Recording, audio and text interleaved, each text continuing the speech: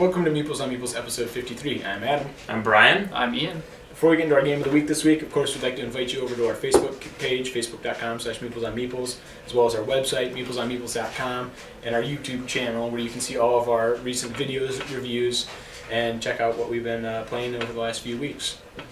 This week's game of the week is El Caballero by Rio Grande Games. The quick summary would be it's basically a tile placement and area control game.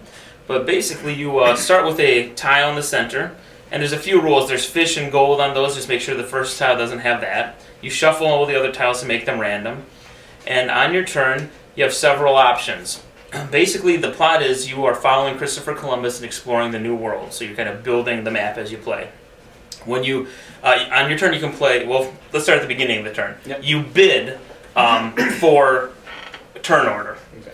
By playing cards, which you have here in your color. Your power cards, yeah. Yep, and they go 1 to 13. The highest number gets to go first, but you get less points or caballeros to play. A 1 would get you 7. If you play 13, you get to go first, but you get no caballeros, and those are the what give you points and more actions, basically. Yep. You start the game with 5 points. You put a tile in front of you with the 5 facing you, so show you have 5 cowboys, whatever you're going to call it. And let's say I played 5 this round, and as a picture of 5 more caballeros on it, so I would have 10 caballeros to play this turn. That 5 that I initially got, plus the 5 that I played. So you just kind of keep track of that here. On your turn, you have to play 1 land tile to build the map out. Everything else beyond that is optional. And you can do it in any order. And you can do it in any order. When you play a tile, you have to make sure that land touches land and water touches water.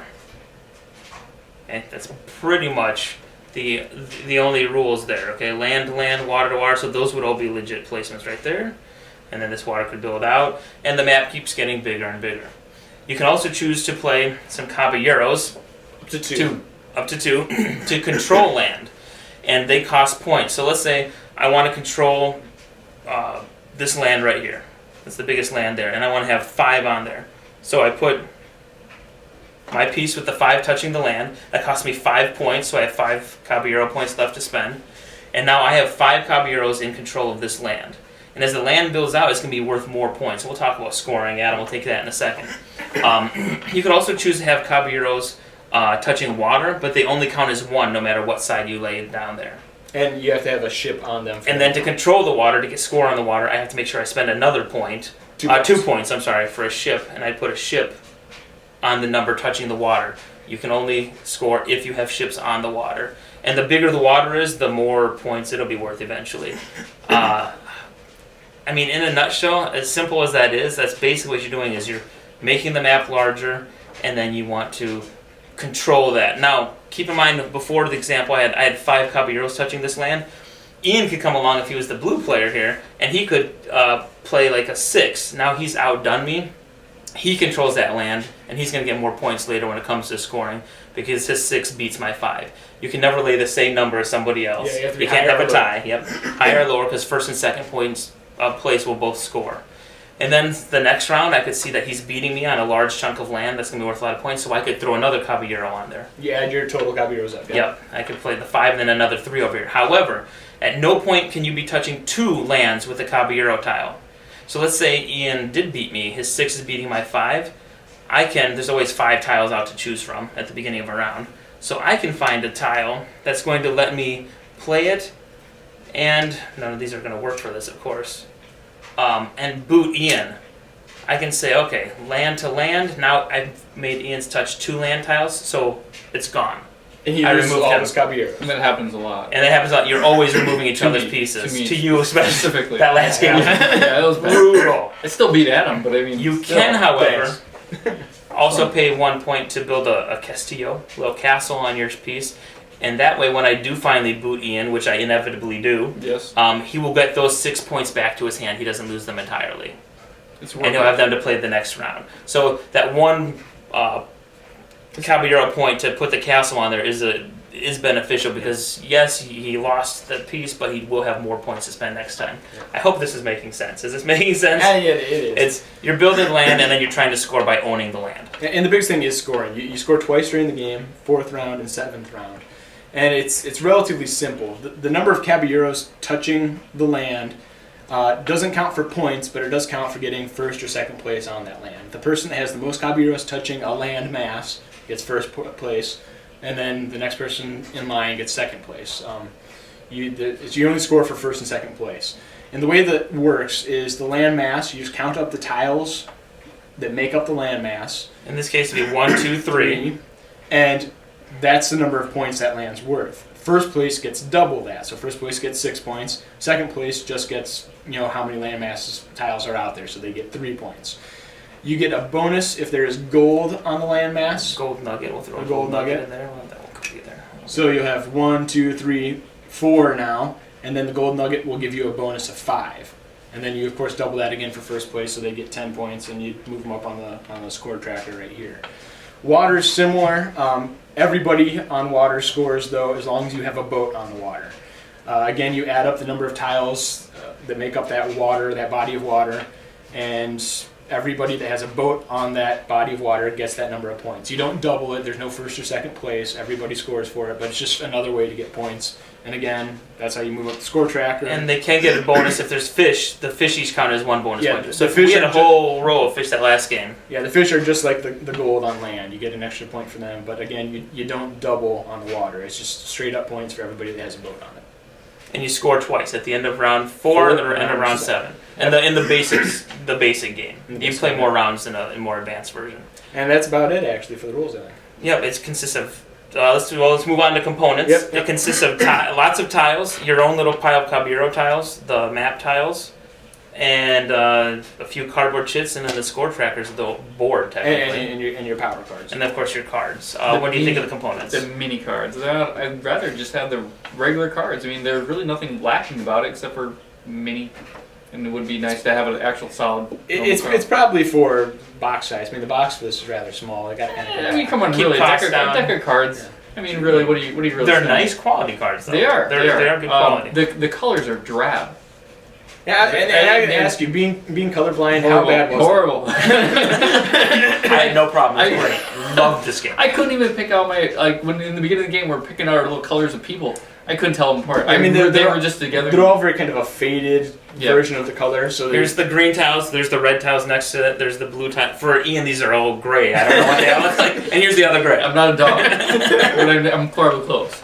But no, I mean the color of these tiles with your individuals, that's fine. But once you get into your expansion pieces and just these general pieces, I mean everything's just very blended the same. And I mean obviously there's one circle, one square. I mean I kind of like it, to be honest. I thought the art style is simple, but it served its purpose, and it's not flashy. You're right. I was going to go the opposite way. I'm really not impressed with the art style on it. Yeah, it's really? very. I said it's not flashy. It serves its purpose. And this gets more into kind of likes and dislikes of the game as a whole, but it just doesn't carry the theme of the game at all. I mean, No. I don't, without going into it too much, I don't think the theme comes across well, but I don't think the art style helps it really. I guess, unlike you guys, my only complaint with the components is just it's not necessary, but some of the corners that were cut, all black and white, very short rule book. It's very bland looking, and it's not the most well written rule book. And the back of the cards, why are they black and white? This side has to be colored because you have to know whose color it is, but bonus, just to Really? be positive, it is a short rule book. It is short. it's super short. 8 pages, It's easy to read. I mean, what they could have done on the back of the cards, because they're colored to each individual player, they could have put at least the player color on the back even or something. Yeah. Like a yellow deck, so you know. Yeah, it's the well, yellow of course. Yeah, you have to flip it over here, otherwise they're all black and white and the same. But everything else is, I think, high quality cardboard. I mean, I like on the score tracker that they give you the basic rules, like here's what you can do on your turn and how many points it costs for the basic and the advanced game, so they throw it all on there. Well, wouldn't you want that on your player mat? A player I would like have the been player nice. mat, yeah. Yeah. But also, do you want to yell about interlocking pieces? Is this even? This You know, should be interlocking. with such small Everything pieces, should be it- interlocking. normally that would be that's my That's your thing. theme song is interlocking pieces, but this one it didn't bother me. I don't know why. You're moving them in and out so much. Exactly. That I don't think It would be if you had to unhook it, you'd be knocking people's little boats over and off their spots. So it's probably better they're not, to be honest. How about generally strategy on this then? Oh, don't play with me. Strategies. You, Ian. Yeah, pretty much. The first strategy is when it comes time to bid for turn order. Yep. You have to just know when to play your cards, because you can only use your card once. Like once I play my 1, which gets me 7 Caballeros, but means I'm probably going to go last because I can only be, I'm the lowest number played. I can't play that card ever again. So you want to be careful when you use your 13 up, when you use your 9 lets you play 2 land tiles. It's the only time you can do 2 land tiles. You can do it once a game. So the bidding really, choose your cards carefully, and then also make sure you get the position you want. Like if you see somebody's going to boot me because I have a lot of points on this huge landmass, I better make sure I put a tile there and block them out before they get rid of me. I don't think voting matters so much in like the first 2-3 rounds. I think the voting really comes into play after that first scoring round. I think the 5, 6, 7, that's when you really get into, okay, I got 3 rounds left to kind of make this up. The map's getting kind of big. I need to be able to play my land piece correctly to either help me or knock somebody else out. I think that's really where that comes into play. Take your 2 turns every time for your Caballero that you get to be able to play. If you can. If you can, make sure you play through that. I think in the first couple of rounds we're not even using them. We're just playing 1 and then we're done and we're out. You can put 2 Caballero tiles out if you have enough. In the beginning of the game, you want to lay your lower cards so you have Caballeros in order to spread out and be able to gain landmass. Strategy, and also keep yourself safe because right away in the beginning you're getting kicked off and more quickly than in the to end. go along with that, to make sure you always have Caballeros to play, lay down the Castillos, excuse me, because it really stinks if somebody boots my 5 and I just lost them. Lost all 5. Whereas I can, okay, fine, I may have lost the land I'm not controlling anymore, but those 5 can go back into my hand. Because later on in the game you will get low on Caballeros, but at least this way you know that if you get booted, that was a point well spent. My other thing would be don't discount the value of controlling, or at least having a ship on the water. Yeah. Except for you were last place and you were like the sea captain. So really, is that strategy really panning out for you? But part of it is I at least had boats on all of the spots. We had a couple of people, you didn't have boats on the water. I forget, who won that last game? Oh, you did. Yeah, by a landslide. Who? Yeah, but you were controlling the land. I did, but I did have that one waterway with 3 fishes in a row too. Oh yeah, like that. So that was but I had 2 boats on it, so you scored 6 points. Both of my boats scored. You got 24. I think. I got like 24 points out because there was a long strip of water, all those fish, and I had 2 boats. All I'm saying is you want to make sure to actually buy the boat. I mean, the boats are a little more expensive, but if you're touching water, buy the boats. Put them on there. It's silly not to. By accident, I did buy more boats than I needed. And it actually turned out to be very favorable for me. Yeah, he emptied the boat bank, for lack of a better term. That's so true. nobody else On accident. I forgot I had one, because you get to bank them when you get your... when you got booted. Yeah, when I got booted, I get to bank my boats, but I just bought more, and I ended up holding on to more, and you guys needed them in order to place and score. Last round, I could have gotten a couple extra points if I had a boat. Yep, and you would have actually beaten me at that point. Still wouldn't have helped because I was a landslide. Yeah, landslide victory, we get it. How about any other strategies on this? I mean... It's not too terribly complicated. I mean, no, but it has enough moves in it where it does make it interesting every single time you play it. Another strategy actually is cap the land off whenever, like as soon as it's starting to get big and you see that you have more points on there, quick cap the land off before somebody else throws more guys down and scores on it. Like this piece here is a perfect example. It caps the land. You can't build off in that direction anymore. And so I have 5 on here, so it's going to be harder for somebody to lay down and score off it. So cutting people off is another legitimate strategy. With your players and a Castillo on there, you have the ability to pull your own cards and then replay them at a higher number. So if you want to play low initially, you can always come back and then redouble down on your own people. If you want to add, you can always pull back a Caballero card. Correct. That's just kind of a sneaky way to kind of gain more for your land. Maybe one of the last strategies I'd say is don't discount the ability. You're always trying to put your own people down to gain points.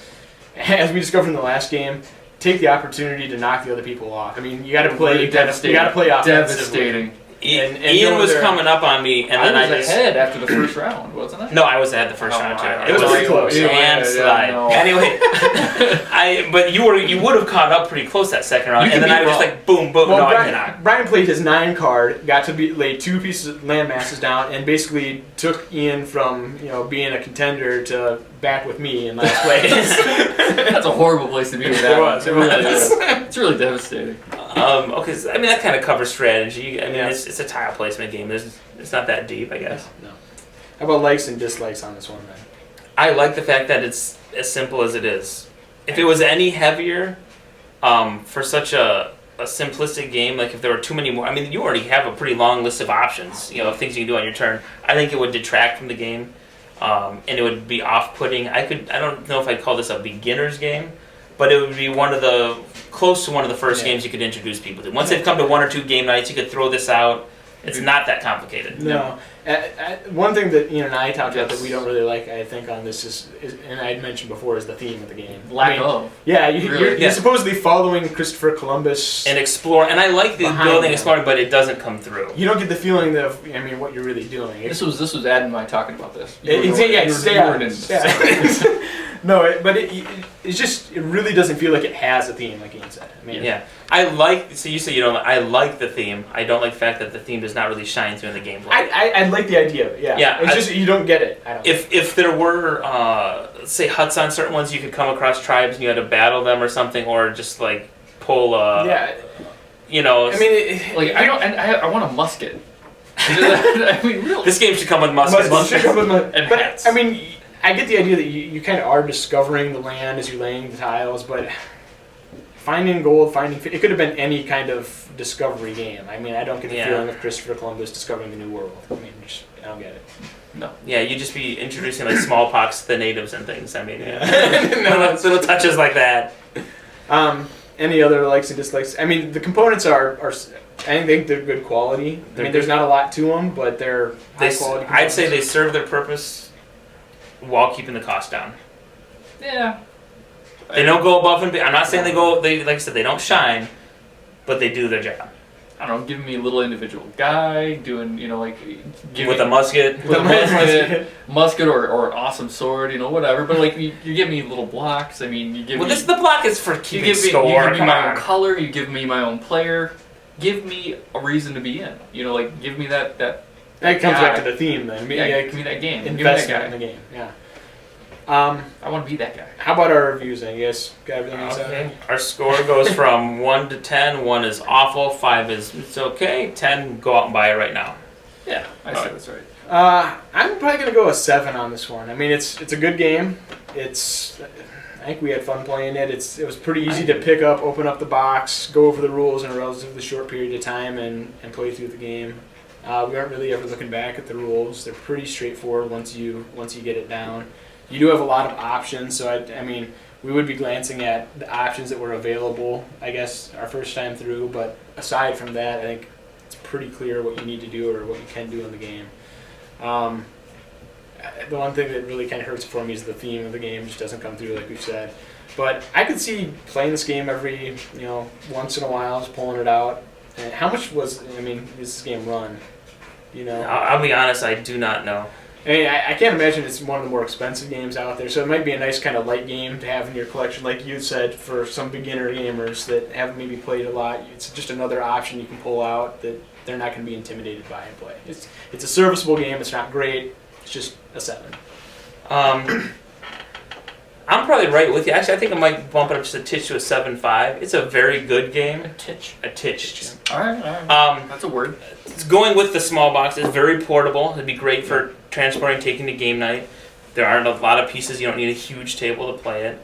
The one downside is it plays up to 2 to 4 players, and we have usually a game group of 5. So, it's for a smaller group or a smaller family game, which is fine too.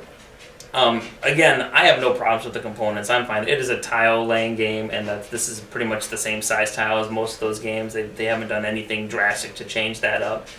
I think it's a great game that you can learn easily, but the next time you play, there's multiple strategies to use, or you can get to know your opponents. Like, I remember how he beat me last time. I can't let that happen again. Like, I have a feeling Ian would do things differently if we played another game. Most definitely. And the outcome would be different each time. No. So, you'd still be in dead last. I'm pretty sure I'd be beaten again. So no, I like it. I liked it quite a bit. I mean, it's a solid 7.5. You can't compare this to those like $90 games with tons of miniatures. You have to keep in mind the price point and the type of game they're making here, and they did a good job. It's well done. Mine's the sword that I don't get to have. And the cool little metal helmets the conquistadors had. Those are always sweet. Yeah. Oh yeah, I gotta have that. I would fall with Adam on it. It's 7. There's nothing broken about the game. The game has a lot of interesting points and strategy points that you can employ on different playthroughs. And then you got the Scrooge factor between the different players that's in there, and so you're invested. The competitive. You are invested against the other players, but not necessarily in the theme itself. That's really a big drawdown. So because it kind of ruins some of the fun. But it was an interesting game. It was fun fun to play through a couple times and, you know, just kind of get it out there every once in a while on your game night. Yeah, I'd play it multiple times, but not as often as maybe I'd want to. And it does play quickly. Oh, it does. I mean, Yeah, I would say our very an hour. first game was about an hour. I mean, so when you're just learning it, if you Yeah. can play it in an hour, imagine as you get faster. And they quoted So- at 90 minutes. So. Yeah, I 60. suppose if we had another Yeah, player in, so. you might get. That's true. And with 4 players, it might be a little bit longer. Could you but play this at 2 players? I mean, really? It plays to. I think it would lose some of the. I don't know. The competition wouldn't be quite as fierce. You lose some of that randomness, I think. 'Cause you don't have another person. I think you'd want to almost house rule in multiple 9s option, like you could play it twice. I mean, just to kind of give you that little extra edge on a couple different attempts.